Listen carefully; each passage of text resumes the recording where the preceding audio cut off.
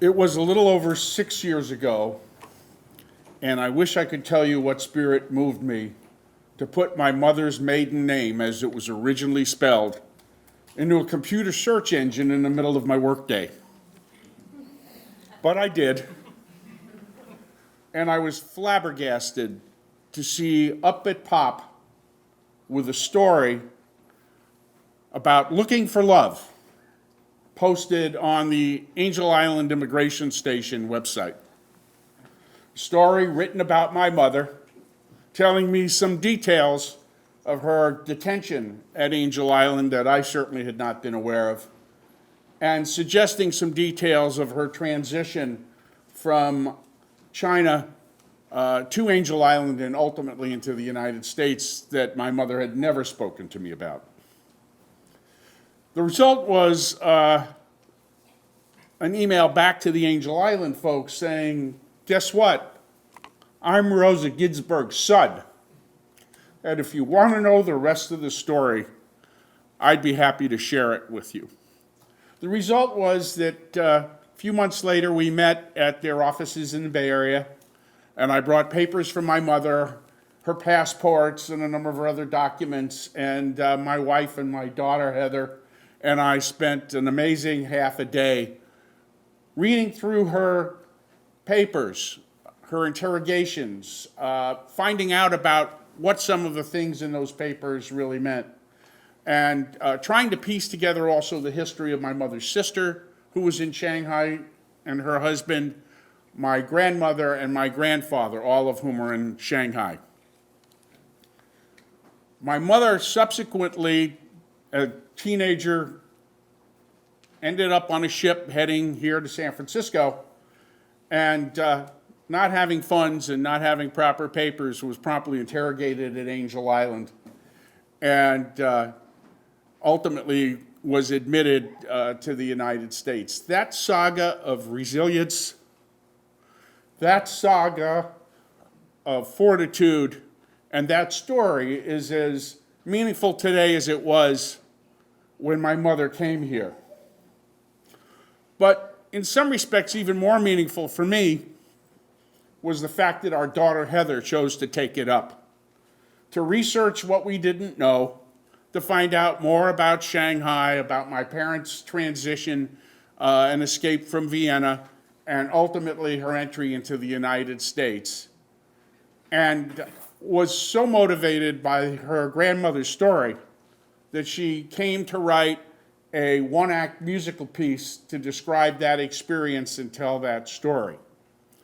I also have no words to tell you what it is like as a father to watch your daughter play your teenage mother and channel her and sit there and have that experience over and over again. So it is a great pleasure that I introduce my daughter Heather and accompanist Josh to share a little bit of that story with you today.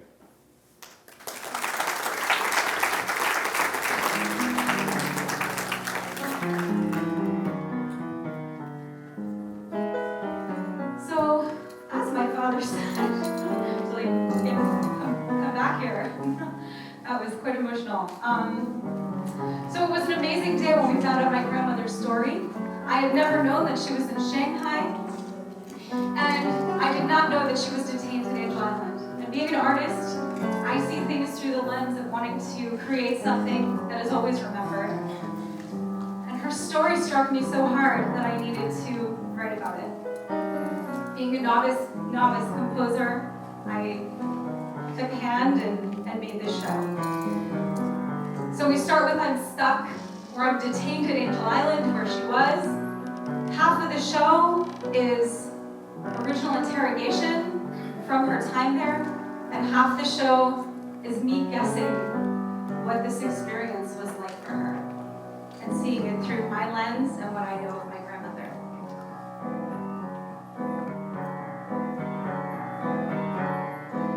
I'm stuck, they've detained me, and they won't let me leave. I'm here at Angel Island, God knows when I'll be free. Until I show that my cousins in the East will send money,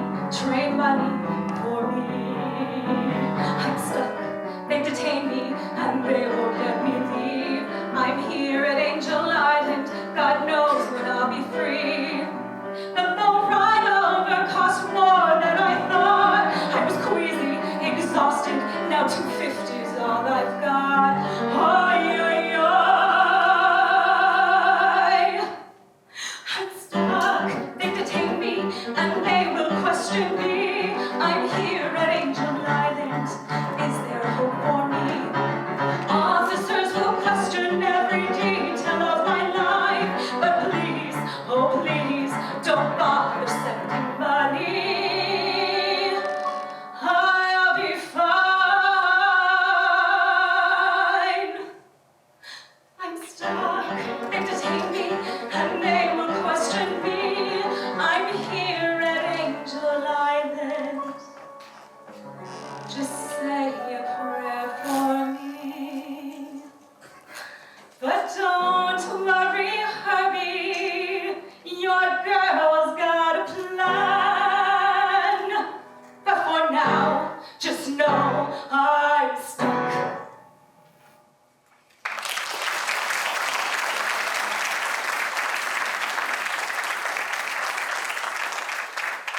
So my grandmother was very stubborn, like me. I'm fired.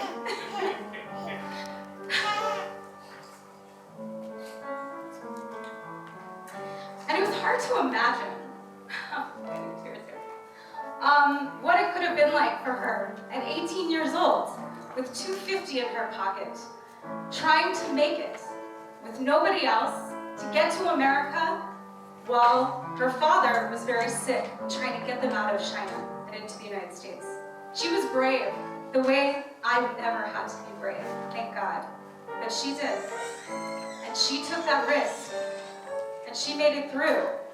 But when I thought of her time in Shanghai, I imagined there was no place where she could just be herself, no space, no place where she could just go and be on her own. She worked in Shanghai, she worked in a curious shop. And so in this song, Dear Nickel, Mir Nickel, me a nickel, you a nickel. Ich beg for my home so far away. I long for my home so far away. Dear nickel, oi, mir nickel, oi, ich beg for my home so far away. Oi, dear nickel, oi, mir nickel, oi, we are so far from yesterday. But here, here in this cafe, I have a chair, I have a name. Oi, here in this cafe, I am me again. And thank God I can be here again.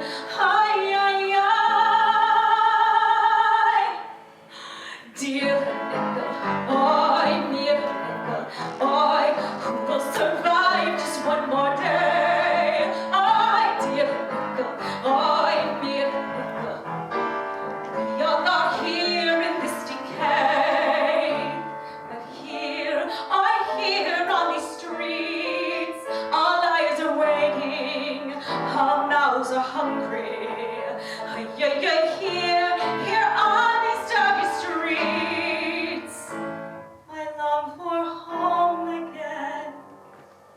And God, I pray, when will that be again? Dear nickel, oi, mir nickel, who will survive just one more day? Oi, dear nickel, give me the strength, a nickel. I may lose myself a nickel, but here in this cafe, God knows this isn't me a nickel. Forgive my prayer, a nickel. Give me some hope for one more day.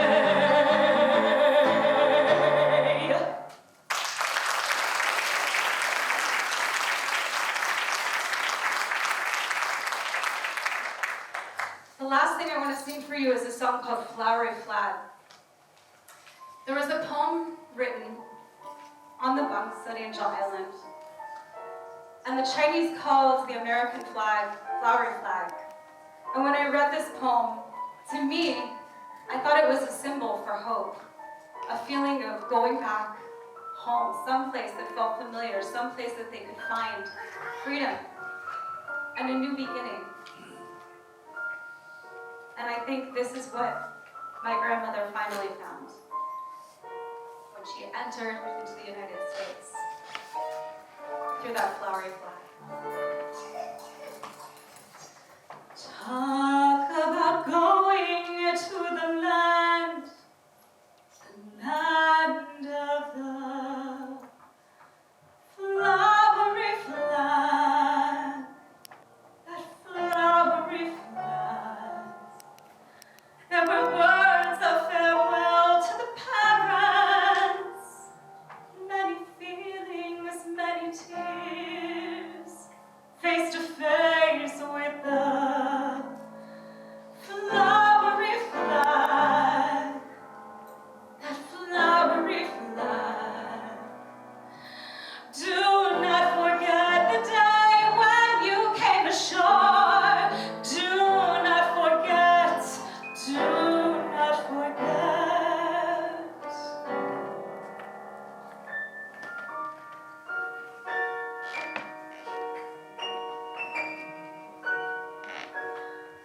Flowery flag, that flowery flag.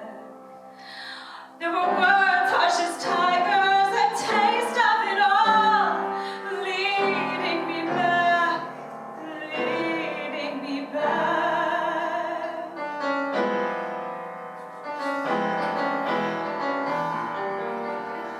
Not without work, landing on this island, I am still trapped, trapped alone with my thoughts on this lonely island, on this lonely island.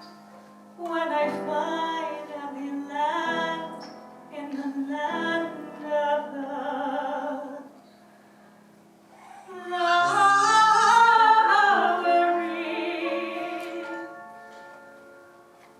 flag.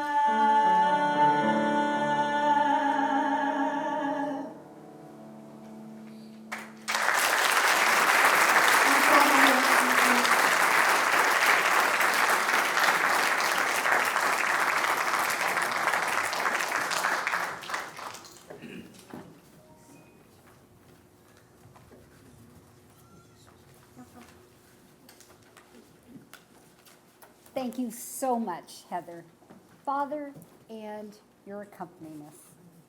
Now please welcome Mr. Gunther Grishka. Please come on up.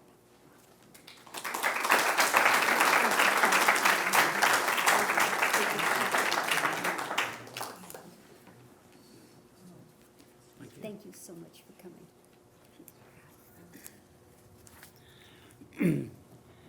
My name is Gunther Grishka. I was born in Germany, which is now Poland. I went to Shanghai in 1939 with both my mother and father. And my most vivid memory of Shanghai is this. I lived in a camp which was called Wayside Road Camp. And a bunch of little kids aging from 5.5 to 6 years old. We went from this camp to another one, which was called the Ward Road Camp. And the reason we went there, the older people, they carried a banner, which was a white bed sheet inscribed as "We are hungry, we need food." And luckily or fortunately, in 1941, early 1941, the American Jewish Joint Committee, they came through with food and medications. This was all directed by a lady named Margulis. I was also fortunate enough that at that time, a couple that had a leather factory in the French concession